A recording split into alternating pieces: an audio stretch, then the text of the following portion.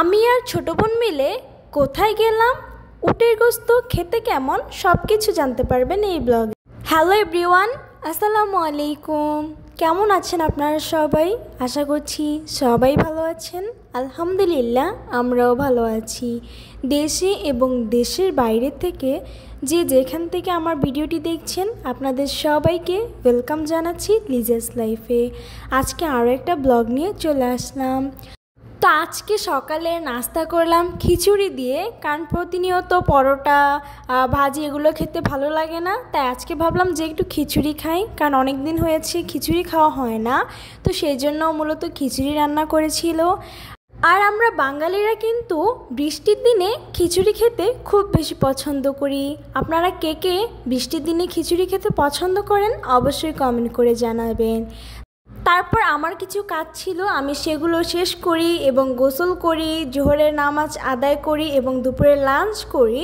মাঝখানে ওইভাবে করে কোনো ভিডিও করতে পারিনি। সময় যেহেতু আর খুব বেশি নেই, হাতে অল্প কয়েকটা দিন সময় আছে, তাই সেই সময়কে নষ্ট না করে এখন আমরা ঘুরতে চলে যাচ্ছি। আসলে আমার বড় আপু আর আম্মু খুব একটা বাইরে বের হতে চায় না, যেহেতু বাইরে গরম থাকে, কিন্তু আমি আর আমার ছোটো বোনগুলো একদম বাইরে যাওয়ার জন্য পাগল হয়ে যাই। মনে হয় যেন সপ্তাহে 3-4 দিন না বের হলে ভালোই লাগে না। তো সেই জন্য আজকে বের হয়ে গেলাম। আর আজকে কোনো শপিং করতে যাব না, আজকে যাব গলাকাটা মসজিদে। তো সেই জন্য আঙ্কেলের সাথে বের হয়ে গেলাম। এখন আঙ্কেল আমাদেরকে গলাকাটা মসজিদে নামিয়ে দিবে। তো যেতে যেতে আপনাদেরকে একটা কথা মনে করিয়ে দেই, যারা আমার চ্যানেলে নতুন তারা অবশ্যই আমার চ্যানেলটিকে সাবস্ক্রাইব করে আমার পাশেই থাকবেন এবং ভিডিওর কোনো অংশ ভালো লাগলে অবশ্যই একটি লাইক দিয়ে দিবেন।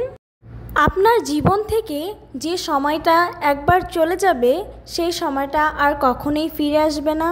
তো সময়কে উপভোগ করুন এবং নিজের মতো করে গুছিয়ে নিন, কারণ সময়ের স্রোত কখনো কারোর জন্য অপেক্ষা করে না। সময় থাকতেই সময়কে মূল্য দিতে শিখুন এবং সময়ের সদ্ব্যবহার করুন। তো এই তো অনেক কিছু বললাম। এখন আমরা গলাকাটা মসজিদে চলে এসেছি। আর এসেই তো দেখলাম অনেক বেশি মানুষ, যেহেতু আজকে শুক্রবার সেজন্য মানুষও ছিল বেশি। তো আমরা ঘাসের উপরে বসে আমার ছোটো বোন মিলে অনেক গল্প করলাম, কথা বললাম আর চারপাশে প্রকৃতি দেখছিলাম যে মাশাআল্লাহ কত সুন্দর। পাশে যেহেতু একটা নদী ছিল সেজন্য খুব সুন্দর বাতাসও হচ্ছিল। আজকে যেহেতু শুক্রবার সেজন্য মানুষও ছিল বেশি। আর আমি যেহেতু মানুষের কোলাহলে থাকতে খুব একটা পছন্দ করি না, সেজন্য পাশে এই ফাঁকা জায়গাটাতে আমি আর আমার ছোটো বোন মিলে হাঁটছিলাম। হাঁটতে হাঁটতে মাগরিবের আজান দিয়ে দেয়। তারপর মাগরিবের নামাজ আদায়ের পর আমরা আবারও মাঠের ঘাসের উপরে গিয়ে বসি, কারণ যেহেতু সন্ধ্যা হয়ে গিয়েছিল আর আমার ছোটো বোনও হাঁটতে পারছিল না, সেজন্য আমরা সেখানে গিয়েই বসি। আর দিনের বেলা বা বিকেলের দিকে না একটু গরমের ভাবসা থাকে, কিন্তু একটু সন্ধ্যার পর একটা ঠান্ডা হাওয়া বাতাস আসে এবং খুব ভালো লাগে, একদম নিরিবিলি একটা পরিবেশ লাগে। আর মানুষও কিন্তু কমে যায় ওই সময়।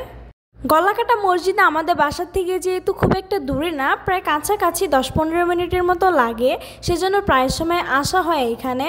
আর এই তো দেখতেই পাচ্ছেন এখানে বসে আছি। তো এই তো আঙ্কেল চলে আসলো আমাদেরকে নেওয়ার জন্য। এখন আমরা বাসায় চলে যাচ্ছি। তো বাসায় গিয়ে বেশ খানিকক্ষণ রেস্ট নিলাম এবং গল্প করছিলাম। তারপর আব্বু বলল যে বাইরে থেকে একটা কোল্ড ড্রিঙ্কস নিয়ে আসার জন্য। তো ভাইয়ার সাথে যাচ্ছিলাম এখানে। যেহেতু দোকানটা একদম আমাদের বাসা থেকে 5 মিনিট লাগে যাওয়ার জন্য, সেজন্য আমি আর ভাইয়াই মিলে যাচ্ছিলাম আর কি। আজকে যেহেতু বাসায় একটু হেভি খাবার রান্না হয়েছে, গোস্ত আর কি, সেজন্য খাওয়ার জন্য কোল্ড ড্রিঙ্ক, বাসায় গোস্ত, পোলাও বা একটু মুরগি বা একটু হেভি খাবার রান্না করার পর না একটু ঠান্ডা কোল্ড ড্রিঙ্কস খেতে ভালো লাগে, সেজন্য নিতে আসলাম আর কি। তো ভাইয়া এখানে বিল পে করছে, আমি এখানে দাঁড়িয়েছিলাম। এখন আমাদের কেনাকাটা শেষ, এখন আমরা বাসায় চলে যাচ্ছি। এই তো বাসায় এসে দেখি উটের গোস্তটা রান্না হচ্ছে।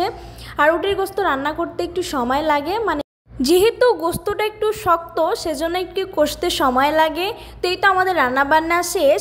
আর উটের গোস্তটা খেতে খুবই মজা ছিল, প্রথমবারের মতো খেয়ে আমার কাছে খুব ভালো লাগলো, গরুর গোস্তের মতো। তো আজকের ব্লগটা ছিল এই পর্যন্তই। সবাই ভালো থাকবেন, আল্লাহ হাফেজ।